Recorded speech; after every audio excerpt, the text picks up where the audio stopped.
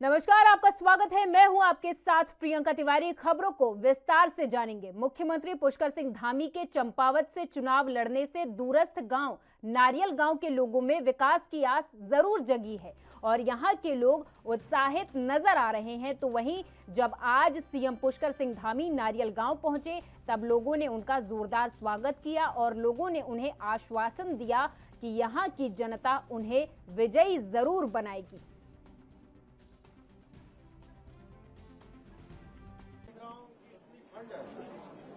और ऊपर से भगवान इंद्रदेव साक्षात मुझे अपने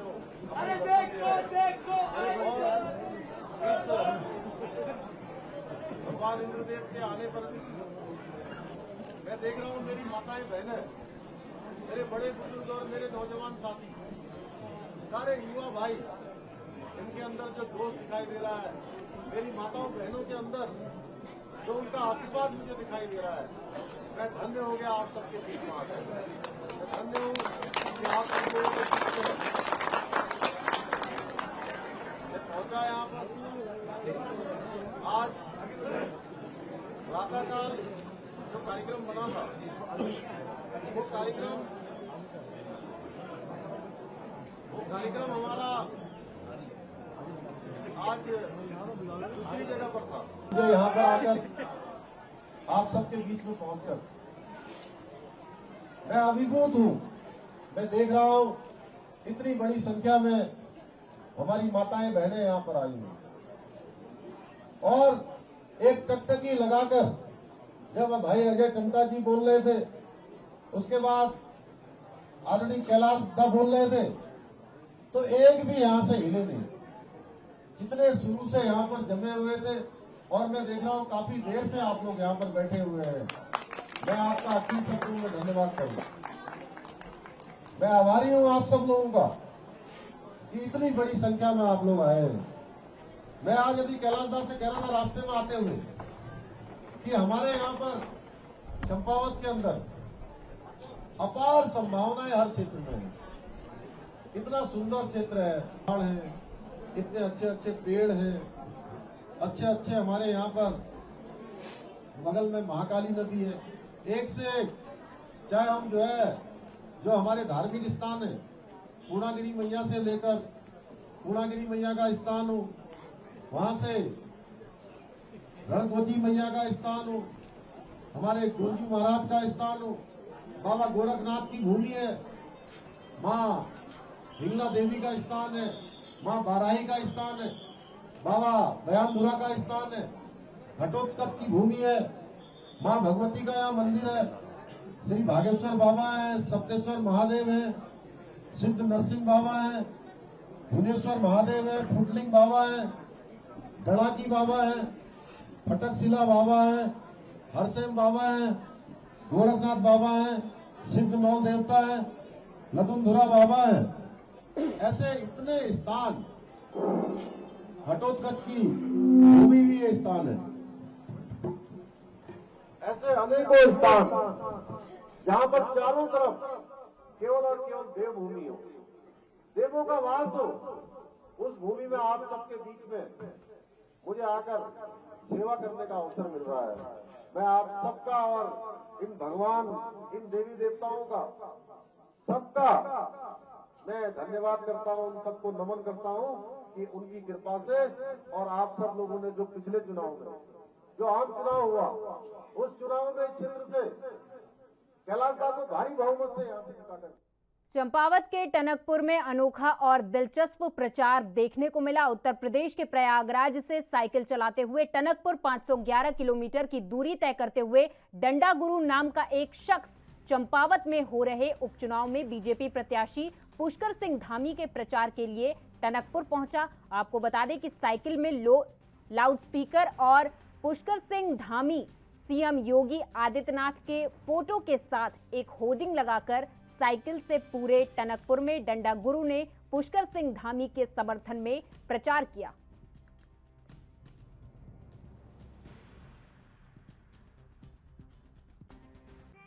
हम गुलामी के जंजीरों में फंसे रहे, ये आज़ादी झूठी है, ये नेहरू वगैरह जो है झूठी आज़ादी के हैं, भौकाल बना के। आज हमें आज़ादी के लिए हमें न चाहिए ऐसा हर्ष, हमको चाहिए भारतवर्ष। हम वो मुगलों की बादशाहियत बर्दाश्त नहीं करने वाले हैं। आज हम देख रहे हैं ये मुगलिया लोग हमारे भारत की दशा और दिशा एक तामसी रूप से कैसा बना दिया। तो हम अपने देश में के बेगाने पड़ गए हैं। आज हम अपने ताकत को वो है वापस ले रहे हैं और लेके रहेंगे। हे भारतीयों, जागो और आगे बढ़ो। हम यही नहीं, 28 साल हो गया भारत के 9 प्रदेश का भ्रमण करके 10वें प्रदेश उत्तराखंड में आया हूँ। ये तो उपचुनाव का मौका मिला और धामी जी को एक भी वोट हमारे मतदातागण चंपावत टनकपुर से दूसरे पार्टी के प्रत्याशी चुनाव चिन्ह पर नहीं दें। क्यों धामी से मिले? नहीं, ये मेरा चौथा दिन है, हमको मिलने की भी आवश्यकता नहीं है। हम अपने जो है हिंदू राष्ट्र के लिए यह अभियान छेड़ रखे हैं, प्रचार कर रहे हैं। मैं प्रेरित हूँ। हमारे जितने भी जो है यह मुख्यमंत्री लोग जिन जिन राज्यों में हैं, हमारे हिंदू हित का काम करें। जागो हिंदू, ना बनो गुलाम, यह हिंदू। प्रदेश के वित्त, शहरी विकास और संसदीय कार्य मंत्री प्रेमचंद अग्रवाल ने विधानसभा स्थित सभा कक्ष में ऋषिकेश विधानसभा क्षेत्र के अंतर्गत सड़क निर्माण कार्यों की प्रगति से संबंधित समीक्षा बैठक की। बैठक में लोक निर्माण विभाग के अधिकारी भी मौजूद रहे।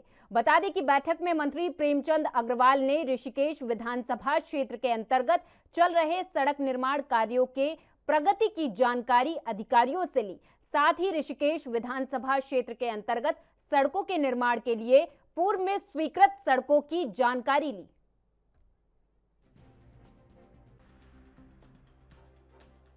देखिए, मेरे विधानसभा क्षेत्र में बहुत सारी ऐसे सड़कें हैं जिन पे काम चल रहा था और निश्चित रूप से मैंने आज विभागीय अधिकारियों से सीधे तौर पे कहा है कि उनकी गुणवत्ता और उनका समय पूरी तरह से उस पर कोई कंप्रोमाइज़ हम लोग नहीं करेंगे।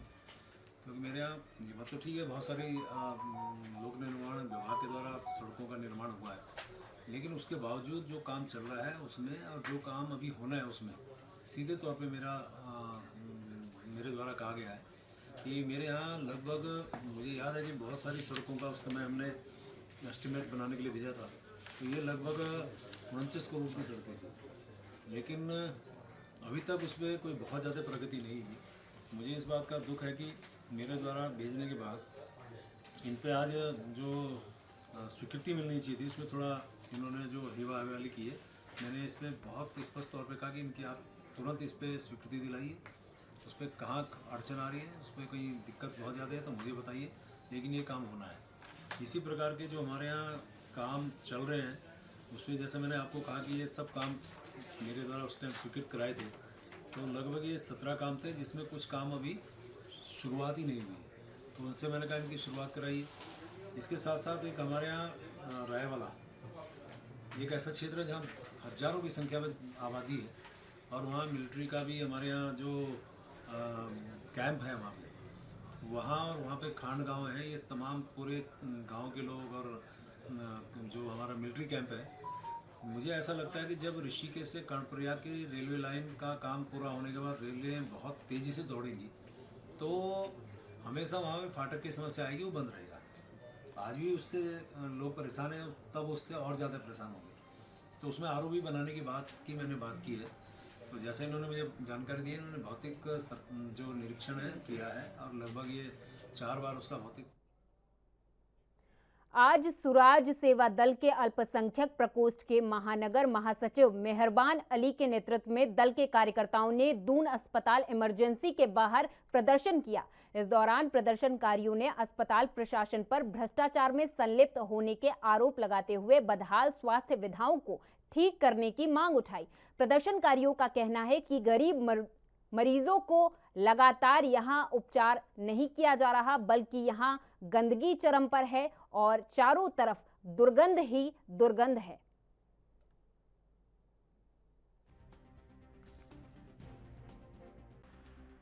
देखिए, दून अस्पताल ने पूरी गंदगी मचा रखी है। यहाँ श्री केसी पंत और तमाम सारे जो डॉक्टर हैं, इन्होंने एक सिंडिकेट बना रखा है। तमाम दवाइयाँ बाहर से आ रही हैं, बाहर से मंगा रहे हैं। हमारे पहाड़ से और दूर दराज से जो मरीज आते हैं, पहले तो ये लोग उनको 2-3 दिन भर्ती रखते हैं, उनका पैसा पूरा खर्च करवाते हैं। जब उनका पैसा खर्च हो जाता है तो ये लोग उनको डरा धमका के कि बेड उपलब्ध नहीं है और तमाम सारे बिंदु पर कोऑर्डिनेशन रेफर करते हैं। इनके पास एक्सरे मशीन है, रेडियोलॉजिस्ट नहीं है, इनके पास कर्मचारी है, काम लेने के लिए मैनेजमेंट नहीं है, डॉक्टर हैं लेकिन उनके अपने क्लिनिक हैं। यहाँ पर इनसे पूछिए, डॉक्टर एक राउंड आएगा 5 मिनट के लिए, क्या ड्यूटी इसीलिए? यहाँ पर थंपिंग जो मशीन है वो डॉक्टरों के लिए क्यों नहीं है? डॉक्टरों के लिए क्यों नहीं वो है? केसी पंत जी को बुलाइए और उनसे पूछिए कि आज किस प्रकार से परेशान है हमारी, और इनको होश में आना होगा। आज स्वराज सेवा दल ने शुरुआत कर दी है। आयुष्मान कार्ड पर पूरी धांधली हो रही है, आयुष्मान कार्ड पर उपचार नहीं मिल रहा है। इन तमाम बिंदुओं को लेकर आज हम दून के बाहर जहाँ धरने पर बैठे हुए हैं। होगी वो यहाँ, क्योंकि मैं यहाँ 5 दिन रहा। मेरा नाम मेहरबान अली है। मेरे साथ मेरे ही कुछ पारिवारिक लोगों ने मारपीट करी और मेरी 2 हड्डी फ्रैक्चर थी। मैं यहाँ आया इलाज कराने के लिए, तो इन्होंने इलाज उलूज के बारे में तो ना के बराबर फॉर्मेलिटी पूरी करी।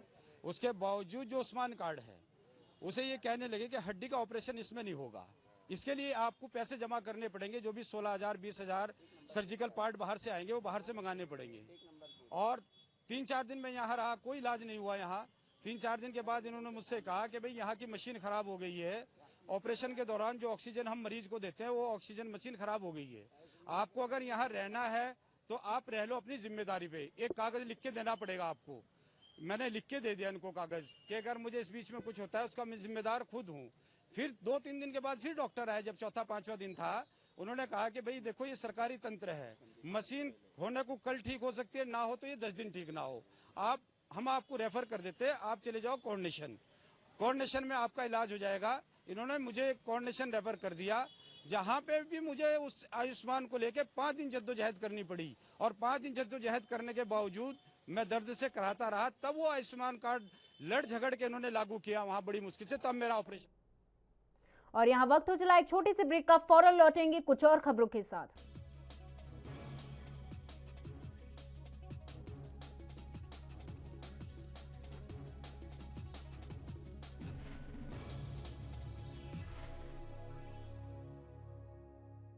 ब्रेक के बाद आपका स्वागत है। खबरों की ओर रुख कर लेते हैं। उत्तराखंड की राजधानी देहरादून के IRDT सभागार में शिक्षकों का सम्मान और अलंकरण समारोह का आयोजन किया गया। इस मौके पर पॉलिटेक्निक के छात्रों ने अपने विभिन्न तकनीकी मॉडलों से सबका ध्यान आकर्षित किया। कार्यक्रम में तकनीकी शिक्षा मंत्री सुबोध उनियाल ने पॉलिटेक्निक के छात्र छात्राओं और शिक्षकों को सम्मानित किया। देखिए, आज बच्चों के सर्वांगीण विकास के लिए ज़रूरी है कि पढ़ाई के साथ साथ वो जो बाकी एक्टिविटीज़ हैं उनमें भी उनका इन्वॉल्वमेंट हो। और अगर आप दुनिया में देखेंगे, अगर कई लड़के बहुत अच्छे मेरिटोरियस लड़के हैं, बहुत अच्छे मार्क्स हैं, लेकिन अगर वो कम्युनिटी उसमें उनका अगर रोल नहीं है, तो बड़ी बड़ी यूनिवर्सिटी दुनिया की जो बहुत बेहतरीन यूनिवर्सिटी उनको एडमिशन नहीं देती। ये बच्चे को, क्योंकि कल उनको समाज के बीच में रहकर काम करना है, और समाज, हम लोगों का कुल दायित्व जो है वो समाज के साथ समाज की सेवा करने का। तो अगर सेवा भाव नहीं अगर बच्चे में होगा तो मैं समझता हूँ वो अपने पदों के साथ जस्टिस नहीं कर पाएगा। तो वो अपने पदों के साथ भी जस्टिस करे, उनको समाज के प्रति अपनी जिम्मेदारी का भी एहसास हो, और पढ़ाई में भी वो अच्छे चलें। तो ऐसे बच्चों को प्रोत्साहित करने के लिए, और इसको एक इस तरह का कंसेप्ट बने कि आम बच्चा इससे इंस्पायर हो और वो भी जो कम्युनिटी के साथ जुड़कर अपने जीवन में आगे बढ़ने का प्रयास करें। इसके लिए इस तरह के आयोजन बहुत आवश्यक है। विभाग सचिव तकनीकी शिक्षा रविनाथ रमन जी के निर्देशन में बहुत अच्छा काम कर रहा है, और इनका बेसिक फोकस जो रोज़गार देने पे है, बच्चों को रोज़गार दिया जा रहा है, रोज़गार मेले लगाए जा रहे हैं। और जो अवार्ड सेरेमनी है, ये पॉलिटेक्निक्स में सबसे अच्छे पॉलिटेक्निक्स को सम्मानित करने के लिए उनके स्टाफ को, प्रिंसिपल्स को, टीचर्स को, क्लास 3 और चतुर्थ श्रेणी कर्मचारियों में भी जो अच्छा काम कर रहे हैं उनको आज सम्मानित किया जा रहा है। और जो बच्चे, हर पॉलिटेक्निक के जो टॉपर बच्चे हैं उनको भी पुरस्कृत किया जा रहा है। तो ये बहुत ही एक सकारात्मक सोच के साथ ये इस प्रतिभा अलंकरण समारोह का आयोजन किया गया है। इसके लिए मैं इस पूरे विभाग को, सचिव रविनाथ जी को और इनकी पूरी टीम को बहुत बहुत बधाई देना चाहती हूँ। और प्रदेश को आगे ले जाने में इस विभाग का बहुत महत्वपूर्ण रोल है, क्योंकि बच्चों को जब आप रोजगार देते हैं तो आप पूरे समाज को उठाते हैं। जिला विकास प्राधिकरण की लापरवाही करें या अधिकारियों की मिलीभगत, हमेशा से विवादों में रहने वाला जिला विकास प्राधिकरण के कारनामों का जिन बाहर आया है। बिना प्राधिकरण की अनुमति के शहर में 145 अवैध बिल्डिंग खड़ी हो गई, लेकिन प्राधिकरण को भनक तक नहीं लगी। शासन के निर्देश के बाद अब प्राधिकरण नींद से जागा है और इन अवैध बिल्डिंग मालिकों को नोटिस जारी कर जवाब मांग रहा है।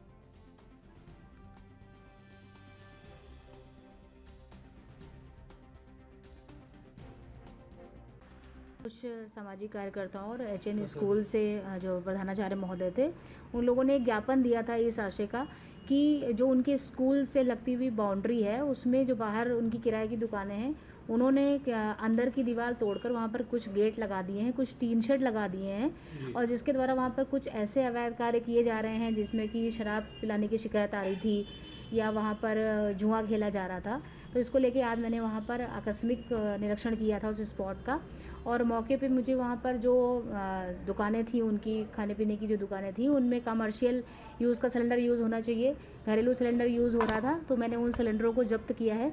इसके अलावा जो भी बाउंड्री तोड़कर उन्होंने पीछे से दरवाजे लगाए थे, उन सभी को मैंने सील कर दिया है, और जो भी सरकारी ज़मीन में टीन शेड वगैरह डाले गए थे, उस अतिक्रमण को मैंने वहाँ से हटवा दिया है। इसके अलावा अवैध निर्माण को लेकर के लगातार कार्रवाई की जा रही है प्रशासन तरफ से, कौन कौन सी जगह चिन्हित है और आगे क्या कार्रवाई होनी है? देखिए लगातार जैसा कि आप जान रहे हैं कि कमिश्नर सर ने भी निर्देश दिया था, और पूरे क्षेत्र में जहाँ जहाँ भी लोगों से पहले भी अपील की गई है, आपके माध्यम से भी मैंने अपील करी है कि जहाँ जहाँ भी अवैध निर्माण लोग कर रहे हैं, कृपया अपने नक्शे पास करा लें या कंपाउंड करा लें, उसके बाद ही निर्माण कार्य करें।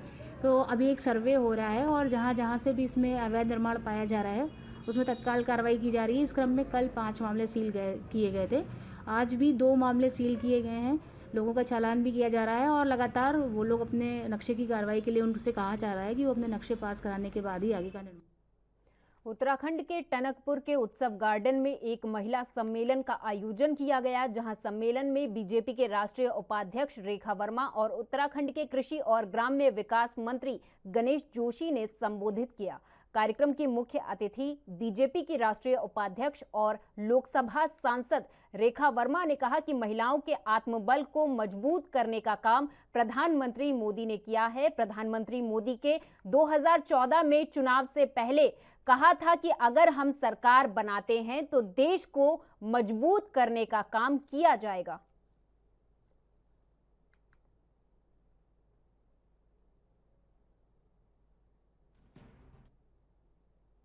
उत्तराखंड में स्थायी राजधानी का सवाल सिर्फ राजनीति करने तक सीमित रह गया है। पूर्व की सरकारों ने राज्य गठन के बाद ही इस पर फैसला ले लिया होता तो आज इस मुद्दे का राजनीतिकरण नहीं होता।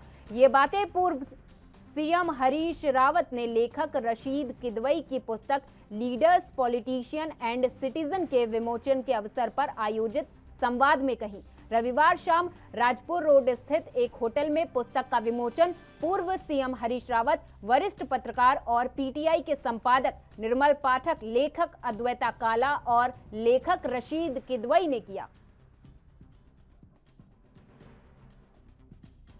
आपने किताब का भी विमोचन किया, आपने एक बात कही कि इतिहास को तोड़ा मरोड़ा नहीं जाना चाहिए, इस पर हाँ, इतिहास को यदि हम तोड़ेंगे मरोड़ेंगे और उसको गलत तरीके से पेश करेंगे तो उससे बहुत सारी विसंगतियां पैदा होंगी जो हमारे समाज के लिए, देश के लिए नुकसान। थॉमस कप विजेता टीम के बैडमिंटन खिलाड़ी लक्ष्य सेन अपने जन्मस्थली अल्मोड़ा पहुंचे। अल्मोड़ा की जनता, खेल प्रेमियों और जनप्रतिनिधियों ने कुमाऊनी बाजे के साथ भव्य स्वागत किया। लोगों द्वारा लक्ष्य सेन और उनके परिवार का फूल मालाओं को पहनाकर स्वागत किया गया। विश्वविख्यात बैडमिंटन खिलाड़ी लक्ष्य सेन के साथ उनके पिता डीके सेन, जो कि एक बैडमिंटन कोच हैं, और उनकी साथ उनकी मां मंजू सेन और छोटा भाई चिराग सेन साथ में मौजूद रहे।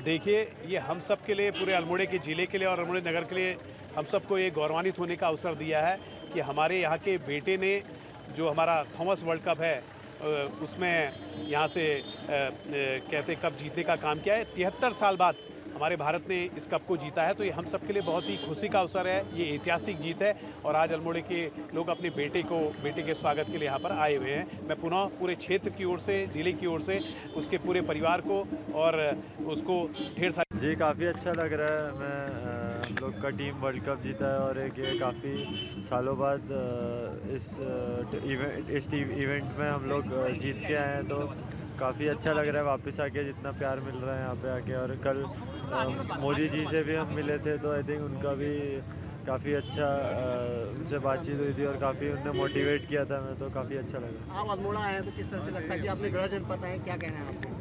जी हर समय जब भी मैं आता हूँ ऐसे लोग वेलकम करते हैं तो काफ़ी अच्छा लगता है और मैं सबको थैंक यू बोलना चाहूँगा। सबकी ब्लेसिंग्स की वजह से ही मैं आज यहाँ पे हूँ। अगला लक्ष्य क्या रहेगा? जी आगे अभी है काफ़ी टूर्नामेंट्स है, इंडोनेशिया, मलेशिया ओपन है और फिर उसके बाद कॉमनवेल्थ गेम्स है, तो मैं चाहूँगा कि उसमें अच्छा करूँ। मोदी जी ने मिठाई भी मांगी थी, मिठाई दी तो क्या काम होता है? बाल मिठाई का क्या? जी हाँ, जब मेरा मैच के बाद उनसे बात हुआ था तो उनने कहा था कि मेरे लिए मैं नेक्स्ट टाइम मिलूँगा तो बाल मिठाई लेके आना, तो मैं कल लेके गया था तो वो काफ़ी खुश थे। और मेरे साथ इस खास पेशकश में बस इतना ही। आप देखते रहिए ANB न्यूज़। नमस्कार।